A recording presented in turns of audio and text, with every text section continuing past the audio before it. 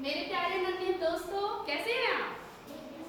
मैं सुरेखा किशोरवानी चंदौली से आपको एक कहानी सुनाने आई हूँ।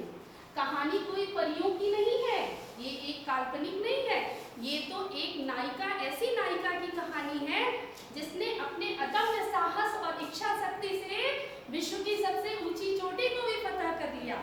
मैं बात कर रही हूँ अरुणिमा सिन्हा की। अब हम सीधे आपको राष्ट्रपति भवन में ले चलते हैं। चलेंगे मेरे साथ? ओके। सन 2015 राष्ट्रपति भवन का अशोक हॉल तालियों की गड़गड़ाहट से गूंज रहा था। क्यों? क्योंकि आज अरुणिमा सिन्हा को विश्व की पहली दिव्यांग महिला जिन्होंने माउंट एवरेस्ट को फतह किया, उनको देश के राष्ट्रपति के द्वारा चौथे सर्वोच्च नागरिक सम्मान से पुरस्कार किया जा रहा था। लोग सोच रहे थे, एक दिव्यांग महिला, कैसे इन्होंने किया होगा? और अरुणिमा अपने आप को लेते समय पुरस्कार अपने आप को बरेली की उसी पटरी पर असहाय अवस्था में पा रही थी जहां वो पड़ी हुई थी रात को। ऐसा क्या हो गया था?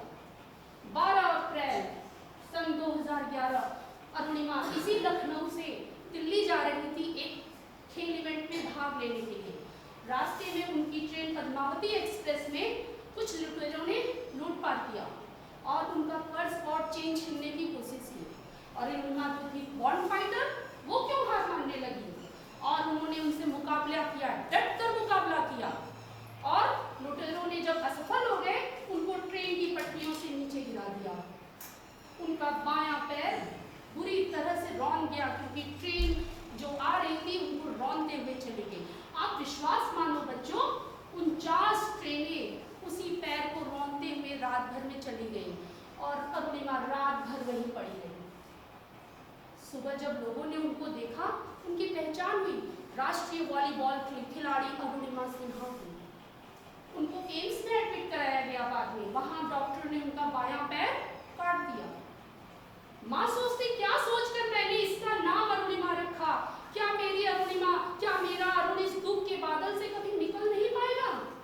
क्या ये अंधेरा इसके जीवन को ले जाएगा? और अरुणिमा जब इस व्हील चेयर के काले रंग को देखती तो निराशा के गर्त में चली जाती। क्या है? और जब इनके पहियों को देखती तो उसके जीवन में एक सूर्य की छोटी किरण आती जो कहती उनसे, अंधेरे के आगे भी आसमान है और क्षितिज के आगे भी जहां और है। और अरुणिमा ने वही बेड पर लेटे लेटे निश्चय किया, मैं माउंट एवरेस्ट की चोटी पर अपने पद चिन्हों को अंकित करूंगी।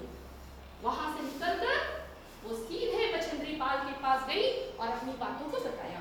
बछेंद्री ने उनसे कहा, अपने लिए तो तुमने माउंट एवरेस्ट आज ही फतह कर लिया, अब बस दुनिया के लिए करना है। और समय के साथ उन्होंने माउंट एवरेस्ट को 21 मई सन 2013 को 10:55 पर वहां पर अपने पद चिन्हों को अंकित किया और भारत का झंडा शान से लहराया और अपने अदम्य साहस। बच्चों, अरुणिमा के शब्दों में मैं बताना चाहूंगी, मंजिल मिल ही जाती है, भटकते हुए ही सही, गुमराह तो वो हैं जो घर से निकलते ही नहीं।